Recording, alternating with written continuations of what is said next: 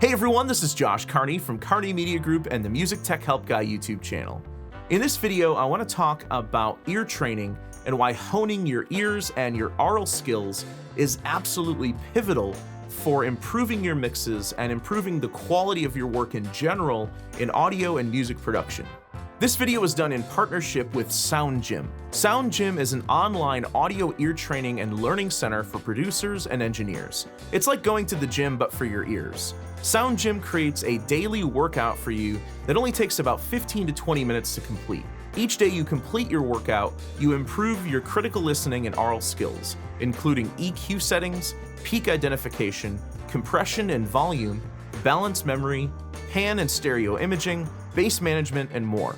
You can set up a free account at soundgym.co and unlock the Pro Training program starting at under $8 a month. Additionally, I'll leave a link in the video description where the first 50 viewers can get 30% off their Pro membership. So first, let's talk about the casual consumer ear versus the professional ear. A typical music listener is not going to listen in for tiny minutiae in a mix.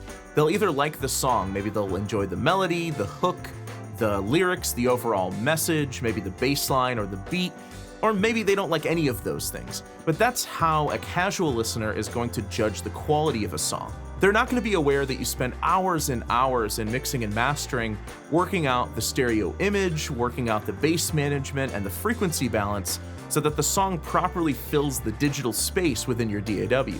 If a casual listener is able to pick out flaws in your mix, that's not a good thing. A professional with a trained ear should be able to make a mix sound great on any platform, whether it be speakers, headphones, earbuds, whatever, and then do it in a way so that the consumer is able to look past the mix and just enjoy the end result, the song, the film, the video, whatever the medium may be. A trained professional ear has to learn to take issues and things you hear in a recording and convert those things into mixing decisions. Now, I've always said that audio production is one half creativity and one half science, and this is where that conversion takes place. So the professional ear needs to be able to look past the genre of music and sonically make the recording sound as good as it possibly can, even if you personally don't like the composition itself. Audio engineering folks always seem to get so excited over new equipment and new software. What's the best mic, what's the best converter, the best plugins, the best DAW, etc. But the best tool in your arsenal isn't a $5,000 tube mic, it's not a $10,000 mastering compressor, the latest and greatest plugins or DAWs. The best tool in your arsenal is your ears. For example, I can take an amateur with an untrained ear and put them in a studio with the best equipment and plugins that money can buy, and then I can put an expert engineer in another room who's had years and years of experience, and they've got nothing but headphones, a laptop, and stock plugins, and I guarantee that the expert will produce a better product every time. A new plugin or a new piece of equipment is not going to make your mix better. Being able to translate aural perception into specific mix decisions is what gets the job done. Even with the best equipment and plugins, a person with an untrained ear is still going to be relying on guesswork and trial and error to get the job done. A professional with a trained ear is going to be able to quickly translate things they hear into mix decisions to properly sculpt the sound. Next, let's talk about some specific things you should focus on to better develop your ears. I'll be using SoundGym for all of these examples. Ear training methods in traditional music schools focus more on pitch and rhythm identification, being able to hear musical intervals, chord qualities, counting rhythms, things like that. I have both a bachelor's and master's degree in music, and when I was in college, I took 4 16-week-long ear training and aural skills courses just like this. Now, I'm in no way trying to diminish the importance of those courses, but for someone that's more interested in getting into audio and music production, being able to identify sonic elements in mixing and mastering projects, like identifying certain frequency ranges, filters and peaks, compression amounts, distortion and harmonic saturation, and mix balance, for example, being able to identify these elements is ultimately going to be more useful than being able to easily hear the difference between a fully diminished 7th chord and a half diminished 7th chord, for example. So when SoundGym reached out to me to partner up for this video, I was really excited because these types of ear training exercises you get from SoundGym are perfect for honing your critical listening skills in the audio industry. I wish I had these exercises when I was younger and learning my craft, and I wish that audio production schools would implement these types of exercises in ear training courses as part of their curriculum. So when you sign up, SoundGym creates a daily workout for you that involves 5 different games or exercises in succession. Although if you want to work out your ears even more, you can just click on Games up here and work on any of the games at any time. Balance Memory is a game that challenges you to memorize the balance of 4 different channels and then rebuild the balance from memory.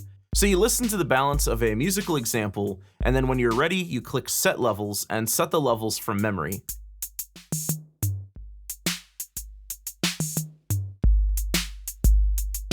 In this game, the life rings allow you to hear the original mix again.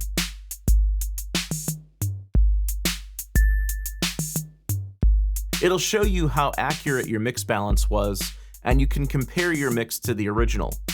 In each game, you get a certain number of lives, and if you complete each stage within a particular level without running out of lives, you complete the level. You're assigned a score each time you play, and when you complete a level, you can move up to the next level.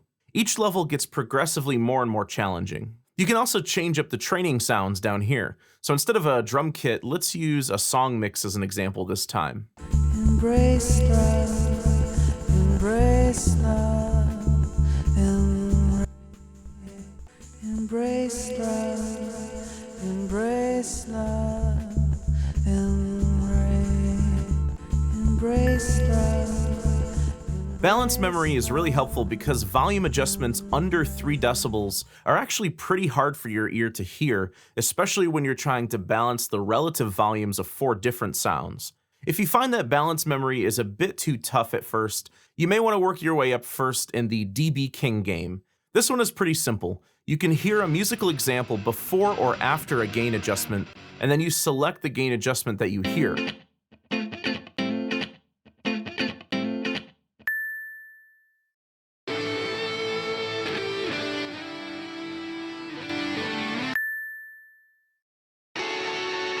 So like I said before, volume changes under 3 dB are pretty hard to spot for untrained ears. So this is great for training the ability to spot minor adjustments in a mix. This game is also great for training your ear to hear the difference between relative volume changes. So here's an example where my options are a 10 dB cut and a 5.5 dB cut. When it comes to relative volume levels, it's difficult to know which is the correct answer without having a high and low reference. Like if I heard -15 dB, for example, this might give me more insight as to which is the correct answer. The goal here, though, is to start building an internal reference, and this will happen the more you play the game. Another thing to think about is that 3 dB of booster cut will double or halve the power level of a signal, and plus or minus 6 dB will double or halve the voltage level. However, this does not translate into perceived loudness. Double or half perceived loudness is closer to around plus or minus 10 dB. So if the -10 option here is the correct answer, it should sound around half the original level, which it does, and it is the correct answer.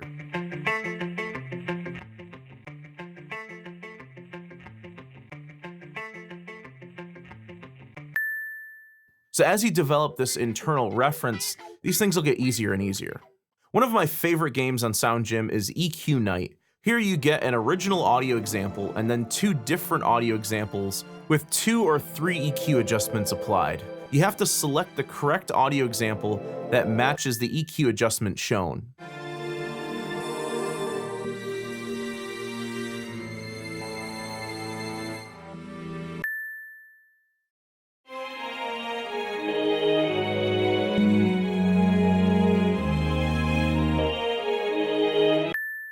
This is amazing for training your ear to hear the difference between boosts and cuts, high pass and low pass filters, and pinpointing different resonances in a mix. After completing a game, you can check and see how you compare against other users on SoundGym. Don't get discouraged at first, because if you haven't played a particular game that much, you won't score very high. Keep playing the game and complete more and more levels, and you'll see your percentile slowly improve.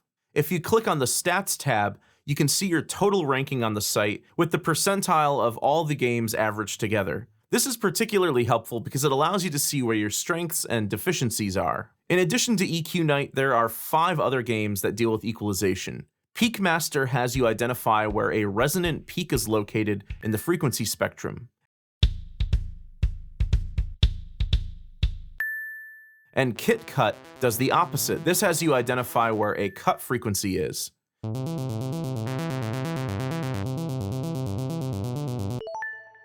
In general, I find that identifying boosted frequencies is easier than identifying cuts. But both games are really nice to help you identify unwanted resonances and missing frequency material when mixing. Filter Expert has you identify which filter setting is being applied to the musical example. So if you find that you have trouble with EQ Night, try working on Filter Expert first, because it only applies one filter setting per example.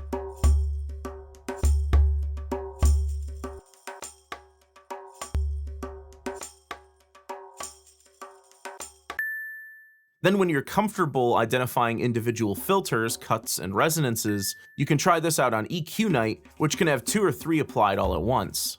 Bass management is one of the most difficult things to get right in mixing and mastering projects. So Bass Detective is a really great game to improve your bass identification skills.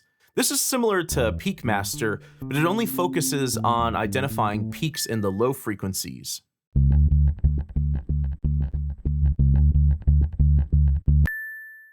The last EQ game is EQ Cheetah. This is a fun timed game where you have to identify as many boosted frequencies as you can in a 60-second period.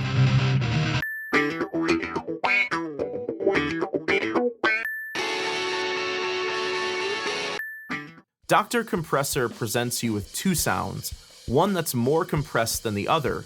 In all of the examples, the attack and release time are very short, and you have to select the sound that sounds more compressed.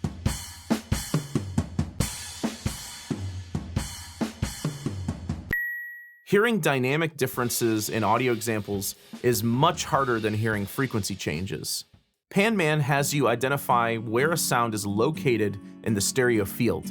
Now keep in mind that stereo imaging with 2 speakers is really just a psychoacoustical illusion. Our ears translate the balance between the 2 speakers into sound localization. So sounds that are on the outer edge of the image are going to be pretty easy to identify, but as the sound gets closer to the center, it'll become more and more difficult to identify because the center of a stereo mix is actually an illusion, unless you're working with surround sound and you actually have a true center speaker.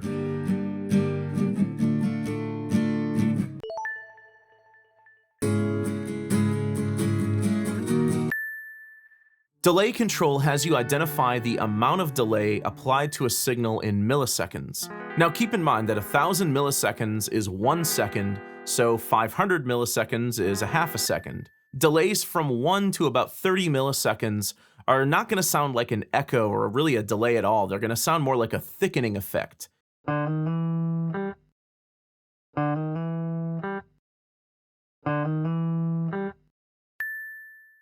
Between 30 and 80 milliseconds will sound more like a slapback effect. And anything beyond 80 will start to sound like a noticeable echo. Distorted reality has you choose which of the 2 sounds is more distorted than the other. Now this seems simple at first, but it's actually one of the more challenging games on SoundGym because the examples aren't necessarily heavily distorted. Some are just slightly saturated more than the others.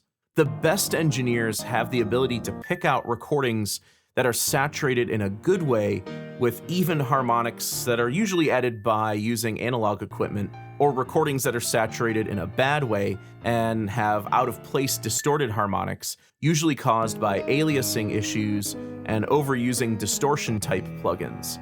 This is really helpful to learn to be more sensitive to saturation in your mixes. The last game I'll show you is Reverb Wizard. This one gives you 3 examples, 2 that have the same reverb setting and 1 with a different reverb setting. Your goal is to point out the one that doesn't belong. We're living our life under the sun, where there is no love and there is because we don't want to.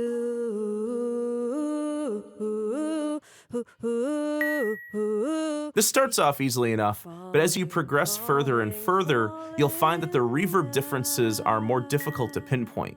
One thing I recommend doing when you sign up is take the SoundGym Doctor hearing test.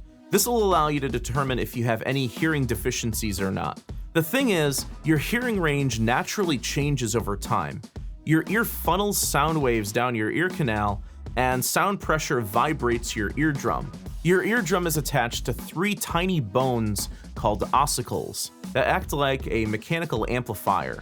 The ossicles are attached to a smaller opening called the oval window, which is attached to a tiny snail-shaped organ in the inner ear called the cochlea.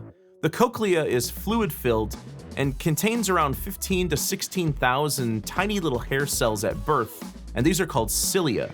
These hair cells sense the vibration from the oval window inside the cochlea and convert that vibration energy into chemical energy, which is eventually converted to electrical energy, which goes down your auditory nerve into your brain. The average hearing range for most people is around 35 Hz to 16,000 Hz.